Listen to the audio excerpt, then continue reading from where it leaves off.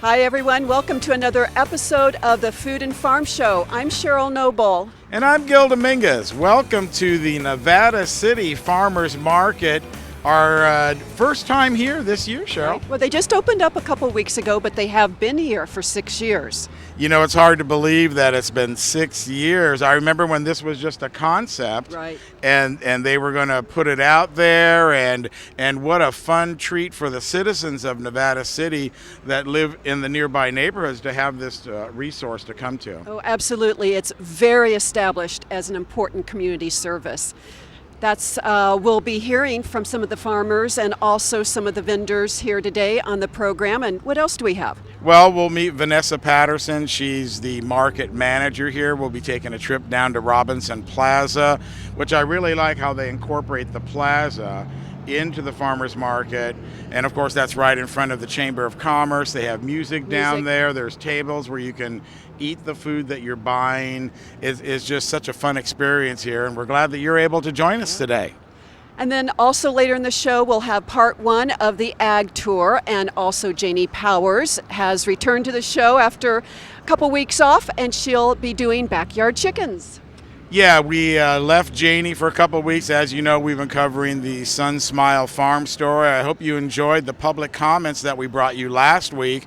A little bit of departure for the Food and Farm Show, but certainly necessary as a community service so everyone's involved and everyone can stay up on that issue. It was very good. So remember, you can see us every Monday night at 6:30 p.m. on Channel 11 and Suddenlink 16, and in Auburn on ACTV Channel 20. Also, you can watch us on our YouTube channel, which is the Food and Farm Show. That way you can watch us anytime you want. We're also on Facebook, so come join and like our page and get in the conversation and share your experiences.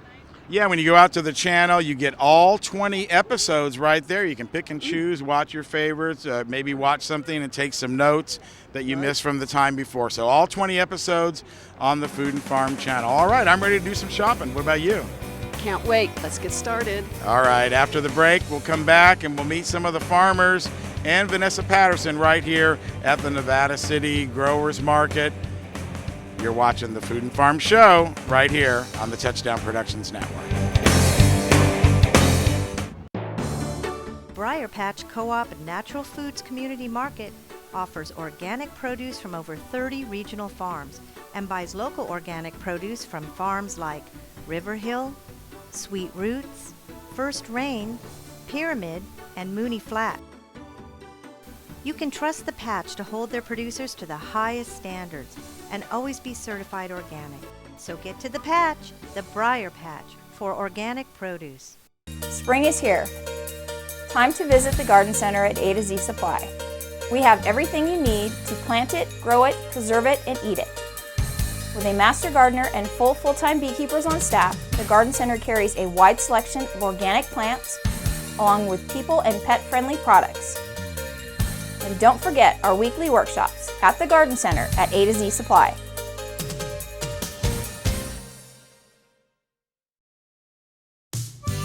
Grass Valley Hay and Feed Supply is dedicated to the health of your pets and livestock. They offer the top brands of nutrition and carry the complete line of products from Bar Ale and Purina Animal Feeds along with Diamond and Canaday. They carry rice and wheat hay bales for your gardening needs, as well as alfalfa, grass hay, and grain for your livestock. It's Grass Valley Hay and Feed Supply, supporting Nevada County agriculture since 1992. Nevada County Farm Supply has been part of the agricultural scene since 1993. Their staff consists of a certified crop advisor, licensed pest control advisor, and irrigation auditor. In Penn Valley, they have a full-service nursery with over 500 varieties of plants and garden enhancements. In Grass Valley, they have a warehouse full of soil amendments, fertilizers, and nutrients. Nevada County Farm Supply, powerful knowledge and innovative solutions. Welcome back to the Food and Farm Show. Let's go out and meet some of the farmers. Standing in the shade of the market booth, I'm with Market Manager Vanessa Patterson. Vanessa, thanks so much for giving us some time here on the Food and Farm Show. Yeah, no problem. Thank you so much for having me. You know, this is such a great location for a farmer's market. I mean, the town itself is just beautiful and historic, and everybody loves to come and stroll here. Yeah, we love having a downtown location. It makes for a really unique market, and it's just brimming with great produce this time of year. We love it. Now, we were talking a little bit before off camera, and this is kind of a new position for you. Yeah, I took over in September, so I had got my feet wet a little bit at the end of last season, but this is my first year sort of launching a market, and it's going really well.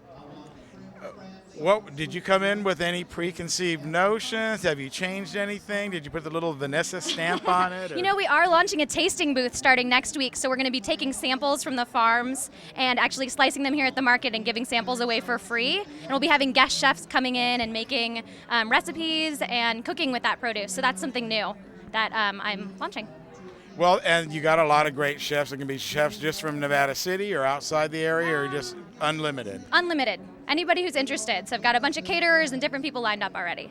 And that'll be July and August this season. We were up at the Root Center last week for their Tuesday market, and the UC Cooperative Extension was doing a very similar thing where they were buying ingredients. That day they were making salad for everybody. Excellent. That's great. Yeah, we know about their program, and we wanted to put our own special Nevada City Farmers Market bent on it.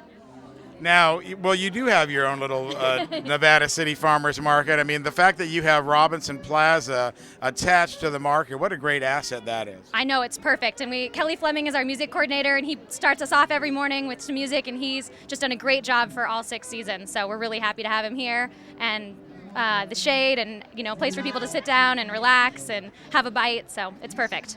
Now, what's the feedback that you get from the growers that are in attendance?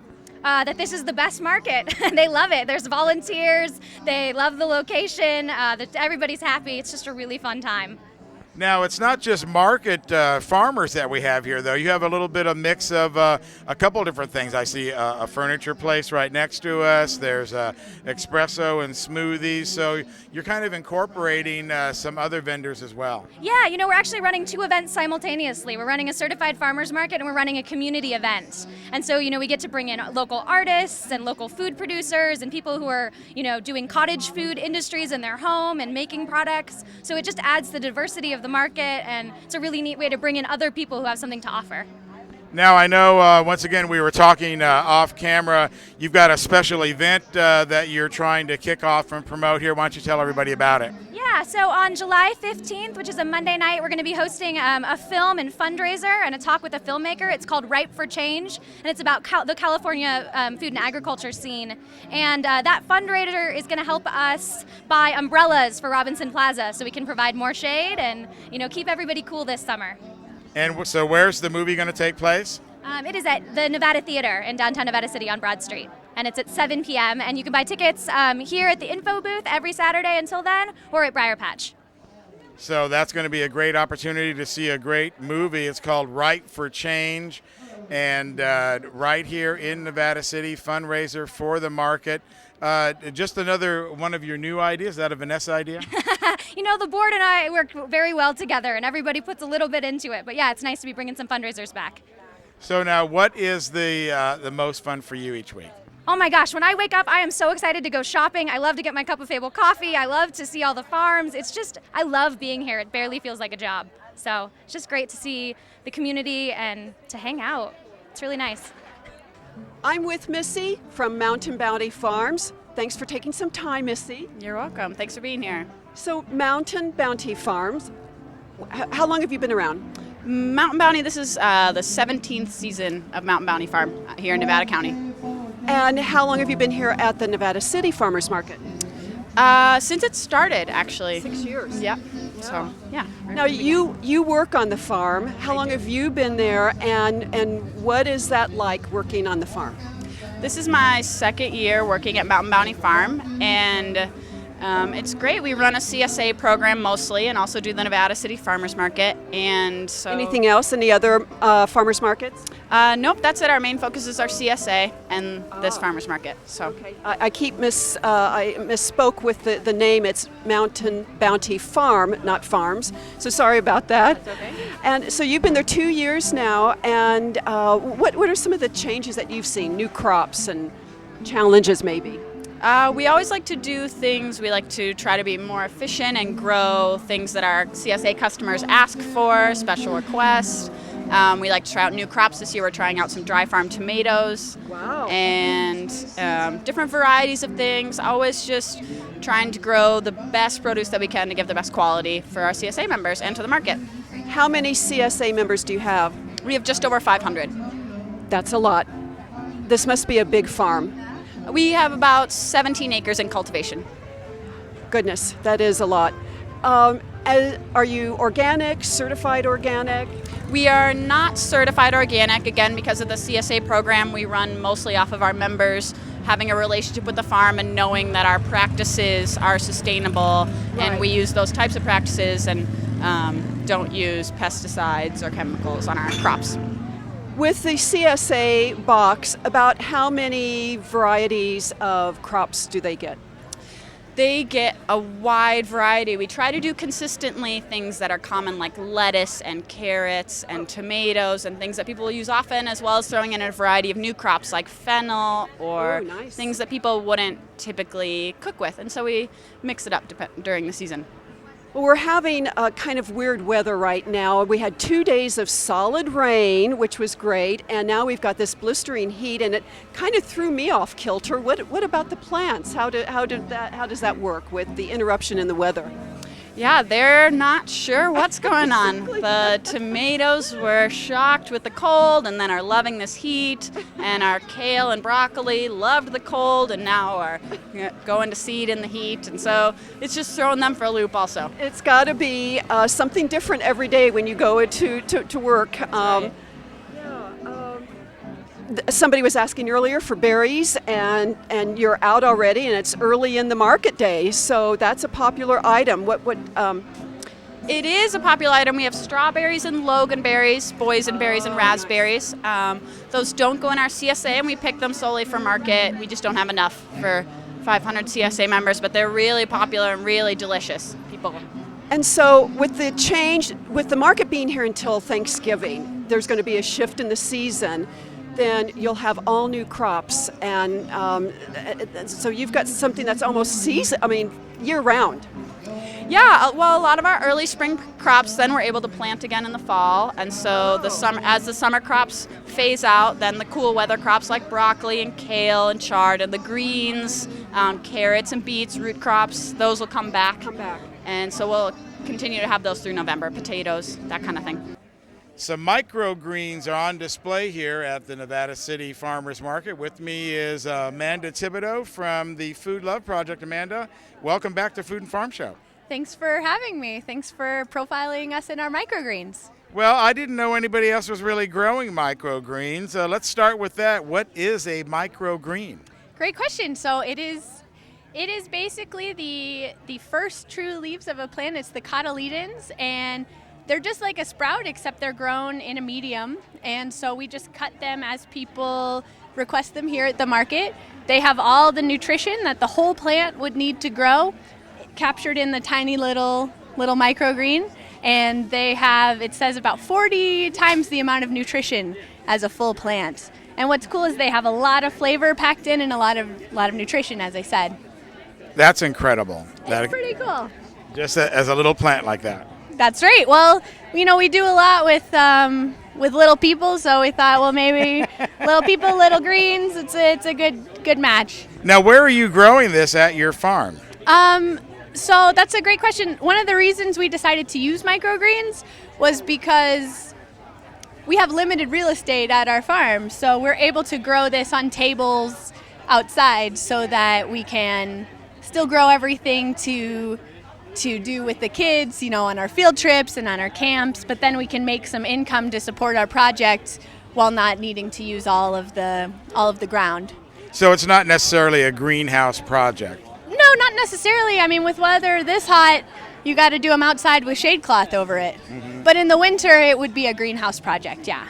Now, the last time we saw you was at the Food Love Project, the dinner over at the Stone House. Can you give us an update on how that turned out? Do you have some final figures or anything like that? Sure. It was really well attended. We had about 150 people, and we reached our goal of what we were trying to make, which was about $2,000. And, we are grassroots, so we try to do things that are really affordable for community members, but also that can hopefully, support the work that we're doing.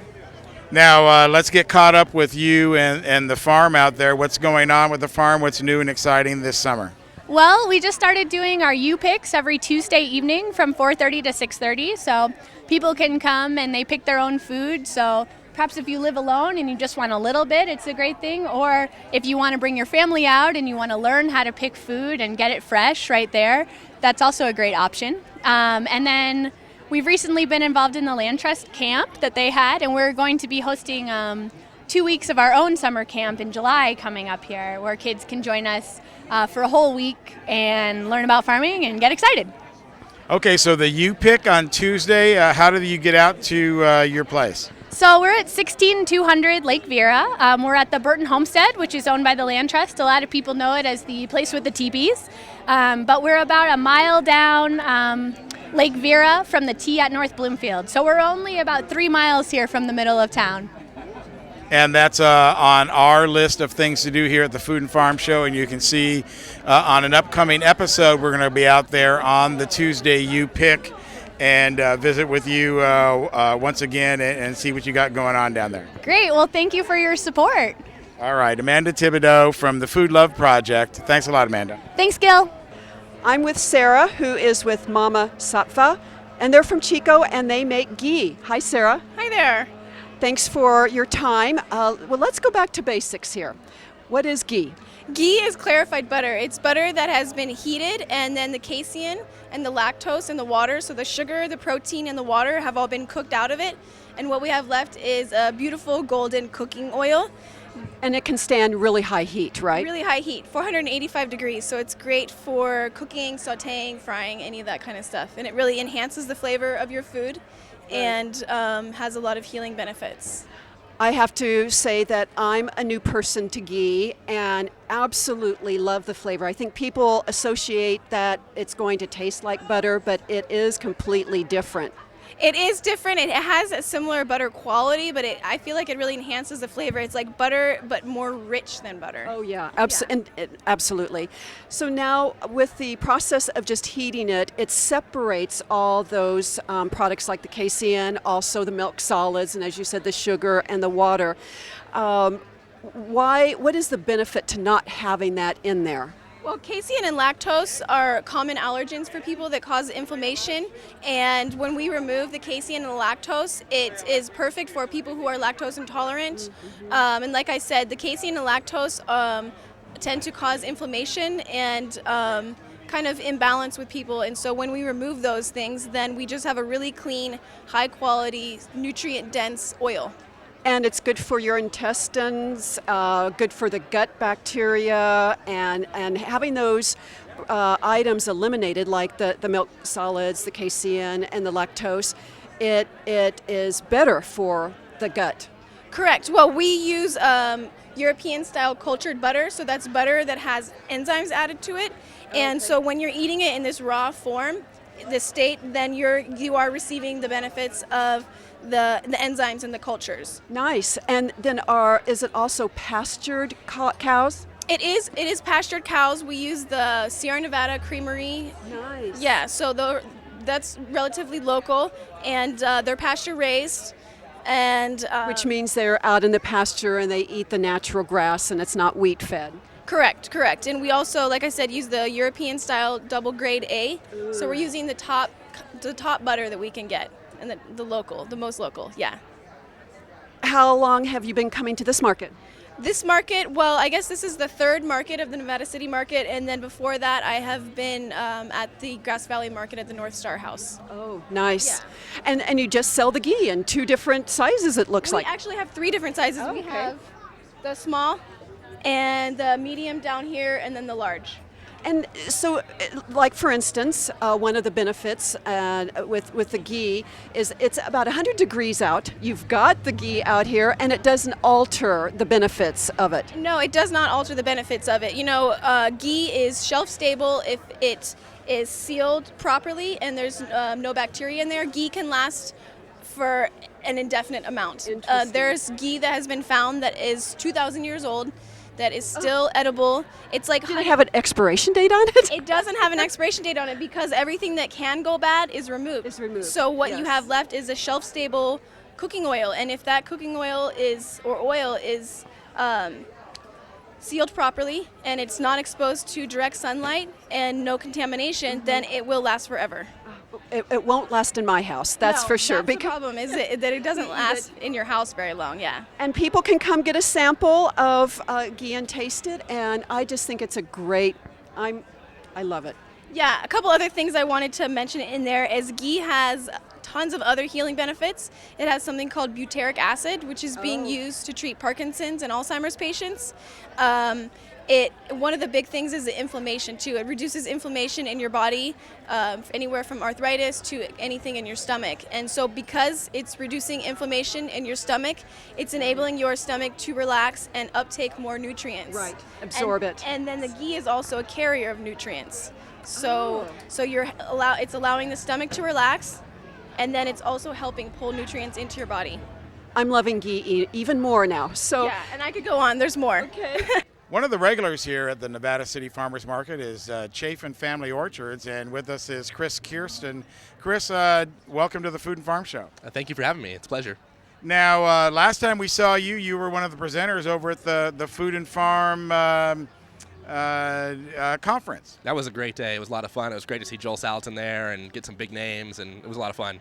Well, your information that you were giving was a lot of fun as well and very informative. What was the feedback that you got from that? People really appreciated it. The social media marketing stuff I think is helpful to a lot of farmers, and learning more about how grass-fed beef can enhance our environment is always a fun topic too. Right. Now, of course, you're not in Nevada County. You're kind of in the Oroville area, but you're a regular here. Yeah, I'm from Nevada County originally, and then moved down to Chico to go to school at Chico State, and ended up working for a farm over there. So, yeah, that's kind of how I ended up over there, but this still feels like home. Oh, yeah, no, the roots right here in Nevada City run deep. Yeah. So today, what are you bringing to the market for everybody? So today we've got peaches, we've got grapefruit, we've got grass-fed beef, we've got pasture-raised chicken, pastured eggs, our extra virgin olive oil, a pretty wide variety of things.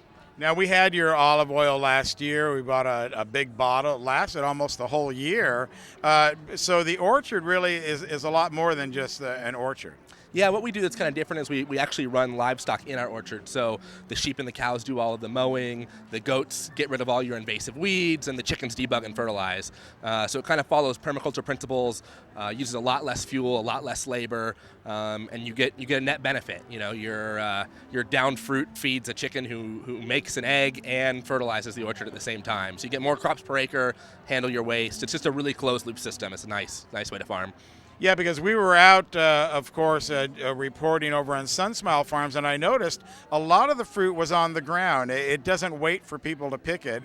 When it's ripe, it's going to drop. That's right. When it's ready to go, it hits the ground, and so a lot of that unfortunately does go to waste. We try to get as much of it to gleaners or folks as possible, but sometimes when it hits the ground, then it's animal food at that point. So.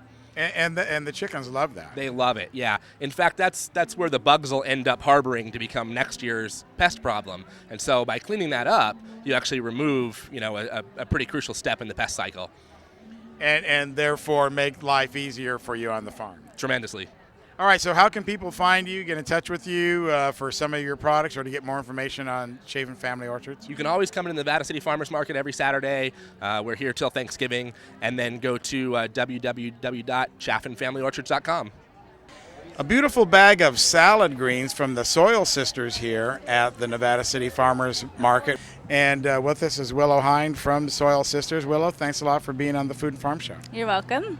Now, tell us a little bit about the Soil Sisters. When we first started doing this show, you're one of the first people that I noticed in the Farmer's Guide and everything. I thought, wow, what a great name. Thanks. Yeah. So Maisie Gans and I run the farm, and it's about a 1 acre parcel. We grow mostly flowers and salad mix. That's what we're doing this year. Well, you had a beautiful bag of salad mix here. What's in a bag like that? We grow a few different things, but the stuff we brought today to market, it's mostly lettuce. And there's probably about 10 different varieties of lettuce. There's a flashy troutback and a green romaine and a green oak leaf, red sales. We pick it all really small, so it's like bite size and really fresh and delicious. So you pick it when the plant is small? Yeah. It's like 28-day-old lettuce. So, and you're here, of course, with First Rain Farm, and I happened to notice on one of your Facebook posts you had Tim out there on the tractor doing some work for you out of your farm. Yeah, we hired him this spring to do some tractor work for us. Yep. Yeah, so we have a close relationship with them. We work with them a lot. Yeah. Well, I think there's a lot of the farmers that band together, work together, certainly know each other. Definitely. And you're that new breed of young farmer that everyone's talking about. I guess so. I don't know if I would call myself that, but I am a new farmer for sure. And it's great. We have a really good network of beginning farmers around this area. And we've all, Tim and Maisie and I have all been involved with Living Lands Agrarian Network. So we kind of connected that way. Well, we were just down the road talking with Amanda and her group and what she does and everything. But the whole Living Lands spin-off has been so positive for farming here in Nevada County. Yeah, it really has. You know, a lot of people, I think, have learned a lot through Living Lands, and we've definitely gained a lot of close relationships through it. And what I meant by that new breed of farmers, the average age is 56. Right. You're not 56. I'm not 56, no. True. Now, farming is hard. It is hard. It's really hard to make a living. It's hard work. It's definitely not something you do to make money. You know, we try to make a living. That's kind of all you can ask out of it at the moment. But hard but rewarding. What's the most rewarding thing for you? Well, the more I farm, the more I fall in love with the lifestyle. You know, I love being outside. I love creating a tangible product that I feel really good about. It's a really nice connection to the community, especially when people are eating my food or have my flowers in their home. You know, I really love that feeling of providing, just something that people connect to and feel really good about it. So it's kind of work that I'm passionate about, that has a lot of integrity, that allows me to have the kind of lifestyle that I want to lead. Now, I noticed earlier you guys were doing something unique. I thought it was unique anyway, with your flower CSA. Yeah, so we have a flower CSA. You sign up ahead just like a produce CSA, but you get 12 bouquets during the year. It's $120, so you pay up front, and every week you get to pick up a fresh bouquet.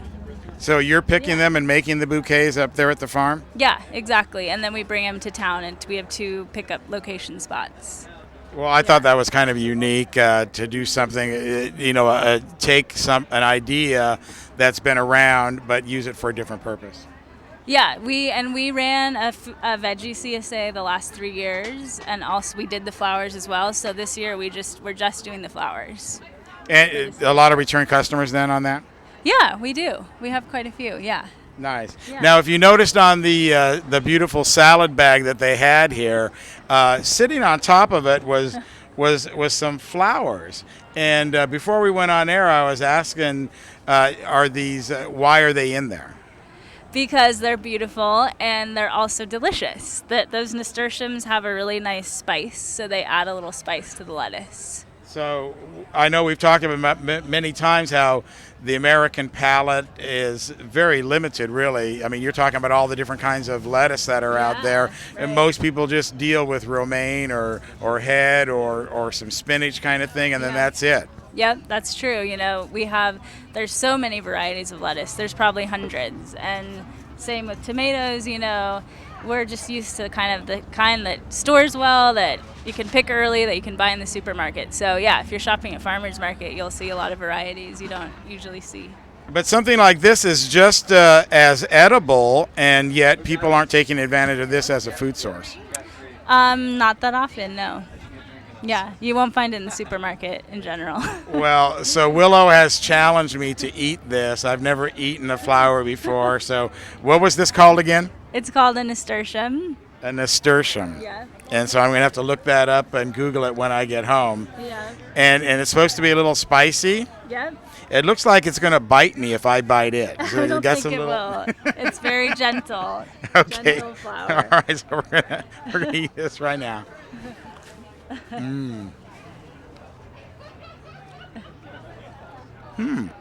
It tastes red and orange. No. It's got a little spice to it, Yeah. and it's actually a little fruity. Yeah, I would say that's true. Kind of radishy. A little bit like a radish. All right, well, there you go. My very first nasturtium. Did I said it right? Great. Yeah, that's right. All right, I never had it before. Waited 59 years just to eat that. Great. You know, if you go down to the Bay Area, there are like vines all over everything, and you can just pick them and have a little snack. All right. All right. Free food when you see them growing on the sidewalk there. Just reach down and grab them. Yep. Willow, thank you so much for spending some time on the Food and Farm Show. We're definitely looking forward to coming out and seeing the whole Soil Sisters at some time on a future episode. Sounds good. Thanks. Well, as you can see, there's a lot going on here at the Nevada City Farmers Market. They're here every Saturday morning from 8:30 a.m. to 12:30 p.m., and they're going to be here until Thanksgiving. So it's time now for our second break. When we come back, we'll hear from Janey Powers and Backyard Chickens. We have a new shoe store in downtown Grass Valley. It's Soil Sisters at 168 East Main Street. Soil Sisters carries the latest in style with economy-friendly shoes for the entire family, as well as fun locally made accessories to dress up any outfit, including a wide variety of colorful shoelaces for all types of sneakers.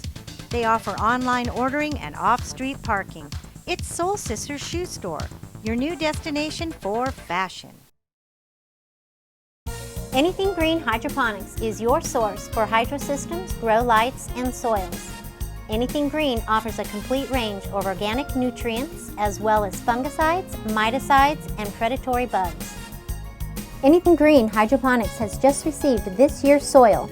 Get your totes, pallets, or individual bags. Stay tuned for future workshops. It's all at Anything Green Hydroponics. Grass Valley Hay and Feed Supply is dedicated to the health of your pets and livestock. They offer the top brands of nutrition and carry the complete line of products from Bar Ale and Purina animal feeds along with Diamond and Canaday. They carry rice and wheat hay bales for your gardening needs, as well as alfalfa, grass hay, and grain for your livestock. It's Grass Valley Hay and Feed Supply, supporting Nevada County agriculture since 1992. Spring is here. Time to visit the Garden Center at A to Z Supply. We have everything you need to plant it, grow it, preserve it, and eat it. With a master gardener and full-time beekeepers on staff, the Garden Center carries a wide selection of organic plants, along with people and pet-friendly products.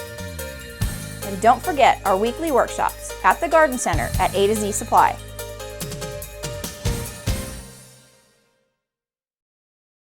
It's time to visit the newly remodeled B&C True Value Home and Garden Center. The new B&C has completely changed for your shopping convenience. Their new expanded garden center has everything you need, including expert advice on trees, shrubs, and perennials. Check out their new website and the new spring hours. And thank you for voting B&C the best hardware and building supply in 2012. So start right, start here at B&C True Value Home and Garden Center. Another thing to see when you're here at the Nevada City Farmers Market is this teepee that they've made to honor the Maidu Indians. Right now, though, it's time for another segment with Backyard Chickens and Janey Powers. Okay, so for chicks, heat is healthy. The first week that you have your chick, the temperature and your brooder needs to be 95 degrees. And this is why it's important to have a thermometer. It doesn't have to be anything exciting. You can get something like this, or you might have a thermometer around the house. You want to be sure that it works. You don't want one that has the mercury or whatever it is down here and it's up there too. You know, you want to have a good working thermometer, and you want to put it in a plastic bag. Self-explanatory why you want it in a plastic bag. And keep an eye on it. And every day after that first week, or every week, I'm sorry, you reduce the temperature by 5 degrees. So the first week it's 95, the second week it's 90, et cetera, until pretty soon you don't need it anymore. You cannot use a regular light bulb, even if you've got one from the old days that actually put out some heat. You know, the new light bulbs don't put out any heat. You must have a light bulb that is 250 watts. Nothing else will give you the amount of heat. So don't bring your chicks home and unscrew a light bulb that you've had from someplace else and put it in your brooder lamp. It will not get up to 95 degrees. Now the bulbs, the 250 watt bulbs, the best place to buy it is at the feed store when you buy your equipment. You can get red bulbs or you can get white bulbs. The red bulbs are a little less glary. You can sort of decide which one you think you like.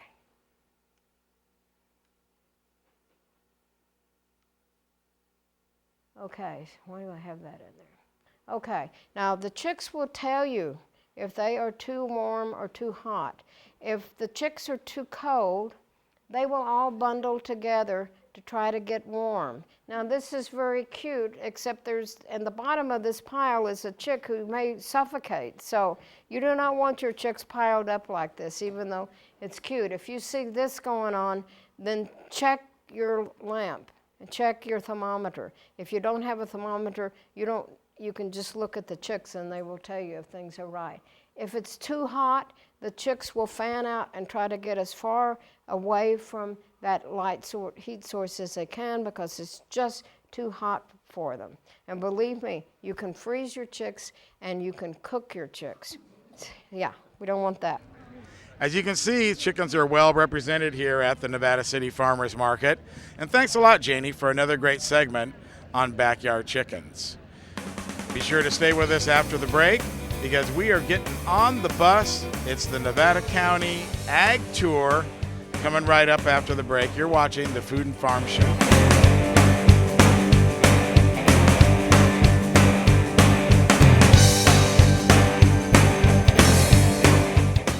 Nevada County Farm Supply has been part of the agricultural scene since 1993. Their staff consists of a certified crop advisor, licensed pest control advisor, and irrigation auditor. In Penn Valley, they have a full-service nursery with over 500 varieties of plants and garden enhancements. In Grass Valley, they have a warehouse full of soil amendments, fertilizers, and nutrients. Nevada County Farm Supply, powerful knowledge and innovative solutions. Briar Patch Co-op and Natural Foods Community Market offers organic produce from over 30 regional farms and buys local organic produce from farms like River Hill, Sweet Roots, First Rain, Pyramid, and Mooney Flat. You can trust the Patch to hold their producers to the highest standards and always be certified organic. So get to the Patch, the Briar Patch, for organic produce. Anything Green Hydroponics is your source for hydro systems, grow lights, and soils. Anything Green offers a complete range of organic nutrients as well as fungicides, miticides, and predatory bugs. Anything Green Hydroponics has just received this year's soil. Get your totes, pallets, or individual bags. Stay tuned for future workshops. It's all at Anything Green Hydroponics. It's time to visit the newly remodeled B&C True Value Home and Garden Center. The new B&C has completely changed for your shopping convenience. Their new expanded garden center has everything you need, including expert advice on trees, shrubs, and perennials. Check out their new website and the new spring hours. And thank you for voting B&C the best hardware and building supply in 2012. So start right, start here at B&C True Value Home and Garden Center. We have a new shoe store in downtown Grass Valley. It's Soil Sisters at 168 East Main Street. Soil Sisters carries the latest in style with economy-friendly shoes for the entire family, as well as fun locally made accessories to dress up any outfit, including a wide variety of colorful shoelaces for all types of sneakers. They offer online ordering and off-street parking. It's Soil Sisters Shoe Store, your new destination for fashion. As you can see, we got some beautiful produce here from River Hill Farms. This just typifies the agriculture that is here in Nevada County. Each year, they have a Nevada County Ag Tour. This year's tour was a couple weeks ago. Our cameraman Daniel Paddock and I were on the bus and visited many different places. Just watch. And welcome to the 2013 Agricultural Tour. I wanted to let you know that this is going to be a great tour whereby we're going to go to the Lawrence Lake Dam. That'll be our first stop. And Nevada Irrigation District is going to provide us a presentation of their history and also their hydrology and also the various uses of their water. After that, we are going to go to Donner Trail Fruit, which is a historical farm in Chicago Park. Chris Kerstan is going to take us out to his new production area and speak about the farm and the family. And after that, we'll go to Dinnerbell Farm, where Paul Golowski is going to tell us about his operation, which is fairly new. Even though he's had some experience in agriculture, this is a fairly new farm in Nevada County, and we'll be able to see some innovative livestock management. After that, we go to Happy Apple Kitchen for lunch, and then Monolithia and Saloon Wineries are going to be doing some wine tasting at that time. So we'll be leaving Happy Apple about 1 o'clock and maybe a little bit after, and then we'll be back here about 1:30, just to let you know. Right now, I'd like to introduce the president of the Nevada County Farm Bureau, Sue Hook, will be able to give us some additional opening remarks. Before I do, I just wanted to give you a little bit of housekeeping. The only restroom between now and Happy Apple is going to be at the NID about halfway through, just to let you know. So if you need, there's an opportunity right now that's around this building. At the end. At the end, the one not in the main building, at the which one? All the way down. Almost a treat suite. Okay, almost at a treat suite. There's some available restrooms. So thank you very much, and here's Sue. Oh, good morning, and thank you all for coming. We're just pleased to be able to share this with the Ag Commission and Resource Conservation, Nevada County Resource Conservation District, to help host this, because it's an awful, wonderful opportunity because of the diversity we have in agriculture here. We've been to different parts of the county. We hope to keeping you excited about what's going on here. Farm Bureau works constantly, daily, working at keeping farmers doing what they do. Most family farms are family run, and we deal with all kinds of restrictions, and you wouldn't believe what we have to go through. So Farm Bureau is constantly working on that, and we just hope you have a great time today. And now I'd like to introduce Mr. Hank Weston, Board of Supervisors from my district, filling in for our illustrious Nate Beeson, who has to do meetings because they got to work. Well, I want to welcome you all, and on behalf of Nate, he couldn't make it. He has to chair the rural county's caucus, which takes a lot of issues on farming. But you just need to know how important farming is to this county. It's very large in our economic resource recovery. And as things keep growing, you notice how many farmers markets we have. Whether we're going to talk about farm stays, my hope is that a lot of those folks in the flatlands, and I'm sorry if you came from the flatlands, but that's where it is, don't know anything about farming. They know nothing about agriculture, and they don't know how the food get on the plate. And hopefully we can, our economy with farming, and it's close enough, can be so vibrant that they'll come up and at least take some tours, understand what it all comes from, where the food comes from, and how hard you all work to put it on the table. So I'm glad to be here, and I welcome you. Have fun, ask lots of questions, and I think it'll be a great tour. So thank you. Okay, we're ready to go. So if you don't mind getting onto the bus.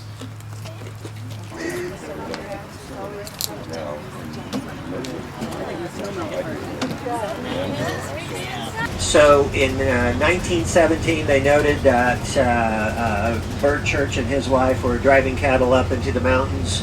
And I'm sure that it wasn't just them. A lot of people that were going up into the mountains for summer grazing were looking at all of the ditches and things that were already kind of in existence, and kind of envisioning, because they had been able to convey water down, but things were going into disrepair and those types of things, and a need for more of an organized kind of entity that could actually really get a top-notch water conveyance system.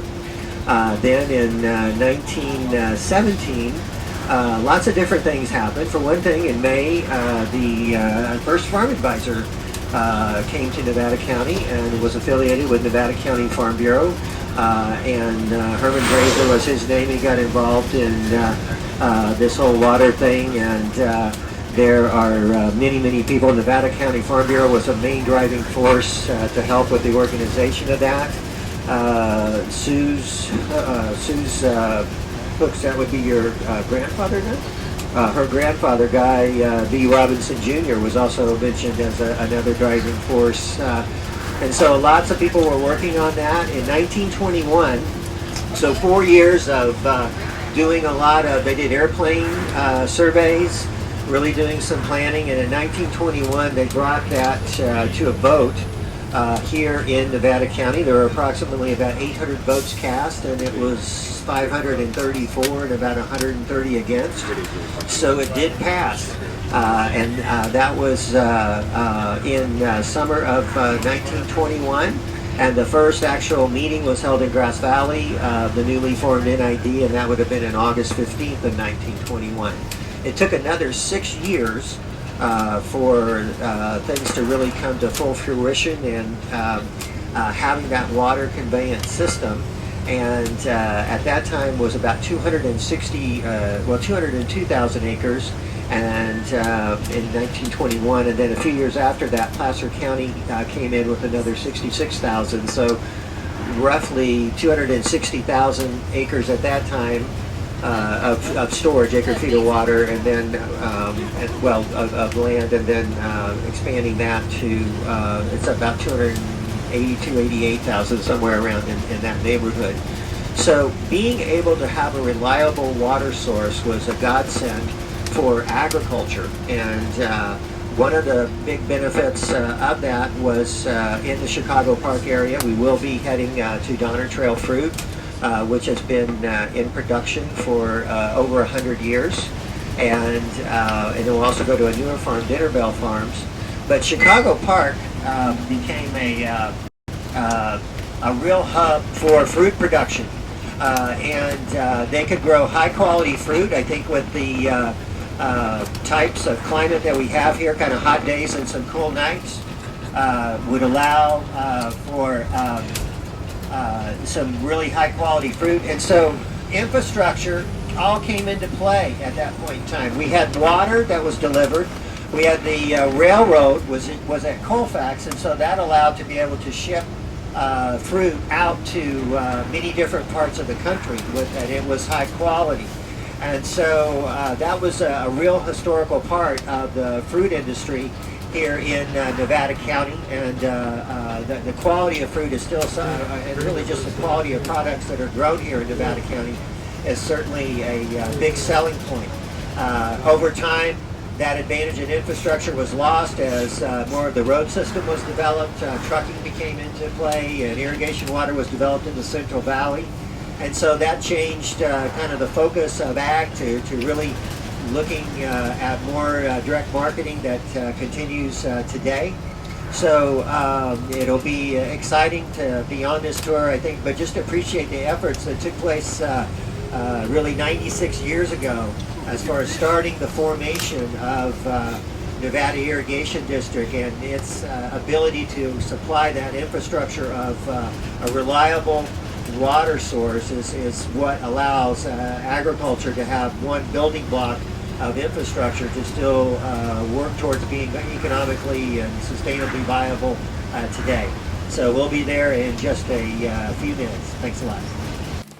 We're very happy to be part of the Ag Tour this year because, NID and the ag community have a very symbiotic relationship, so glad to be a part. So what I'd like to do is start off this talk this morning with a brief history on NID and who we are, what we do, and then we'll talk about some of our hydro facilities, and then from there we'll open it up for some questions. So we'll fire it off. So basically NID was the brainchild of Brent and Katie Churches back in 1917.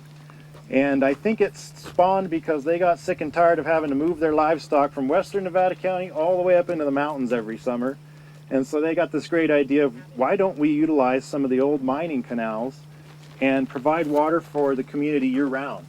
And so they spread that word, and they got a lot of support from the ag community, the Farm Bureau, and in 1921, on August 15th, they gathered enough support to have a vote in the Bret Harte Hotel in Grass Valley and passed the special election to create the district with a vote of 563 yeses to 130 noes, something to that nature. So it was an overwhelming success. From 1921 until 1926, the district worked hard on preserving water rights, gathering water rights, revamping the canals, and getting things ready for water service.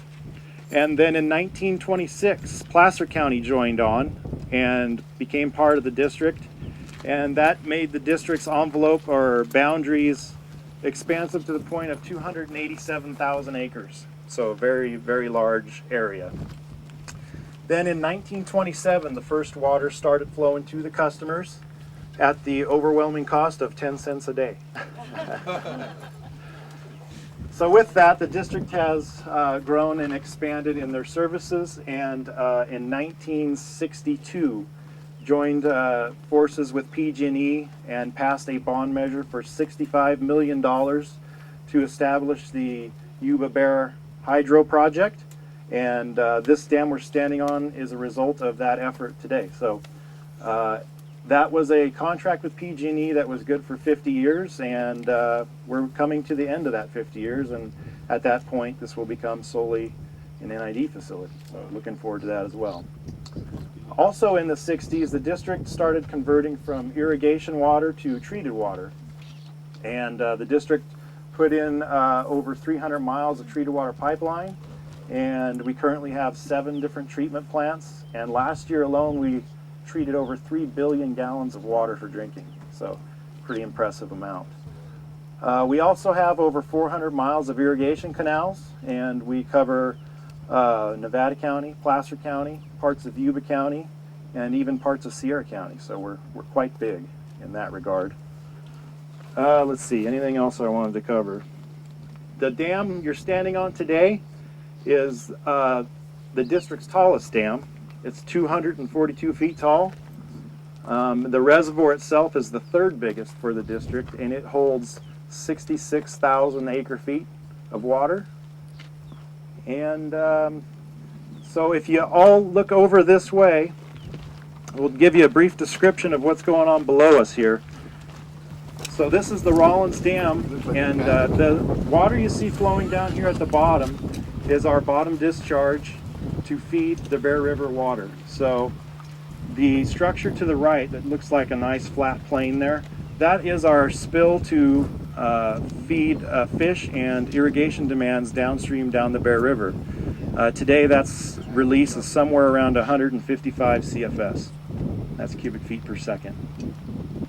The canal system you see on the left-hand side there is the Bear River Canal, and that is a commingling of PG&E and NID water, and that is basically heading downstream towards the Placer County area, down towards Rock Creek, and feeds a lot of the irrigation systems down below. That today is actually flowing around 355 CFS. And just for perspective, 1 CFS is 7.48 gallons, so it's quite a bit of water we're flowing down there. And so with that, the other structure you see down here, the circular structure, it looks like a wedding cake. That is our powerhouse, and for that I'm going to turn this over to Jerry Green. He's going to touch on that. Good morning.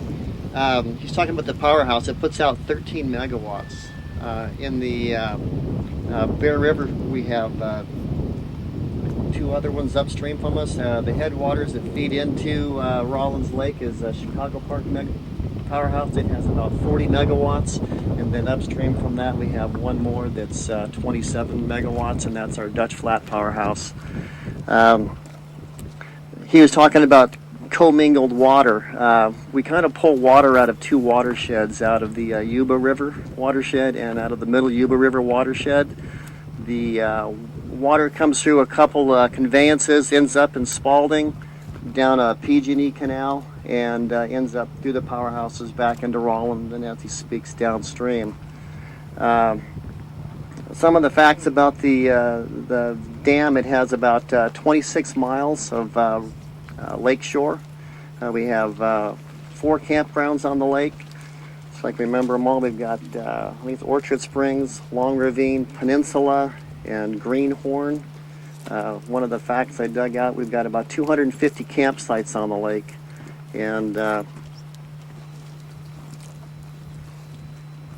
because a little historical tidbit I think I was looking up, I found that there used to be a narrow gauge train system that come through. It kind of come through the cut over here.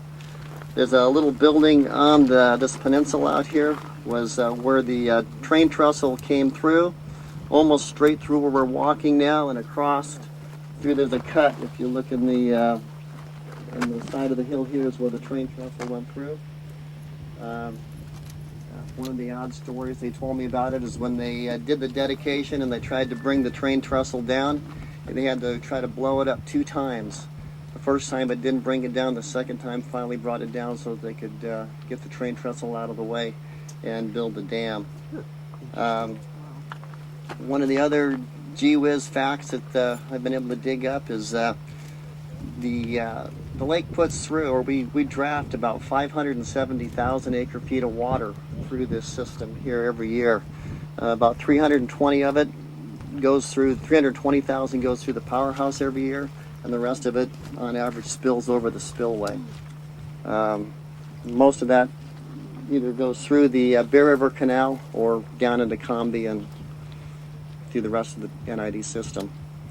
Well, there you have it, episode 21 in the can. This time we are at the Nevada City Farmers Market. Cheryl, what a great time we had here today. Unbelievable. They're here until Thanksgiving every Saturday morning, so come check them out. And it's a great way to spend the entire morning. A little bit hot today because this is that heat wave that we're going to have. It will pass. But you have Robinson Plaza right behind us. There's music all day long. Plenty of time to meet your friends, sit down, have a cup of coffee, and just enjoy. Hang out. The beautiful scenery that is Nevada City. Right. Be sure and join us every Monday night at 6:30 p.m. on Comcast Channel 11 and Sunlink Channel 16, ACTV 20 in Auburn, and 24/7 on our YouTube channel, which is the Food and Farm Show. So join us next week for another great edition of the Food and Farm Show on the YouTube channel. I'm Gil Dominguez, Cheryl Noble. We'll see you next time. Bye. Bye.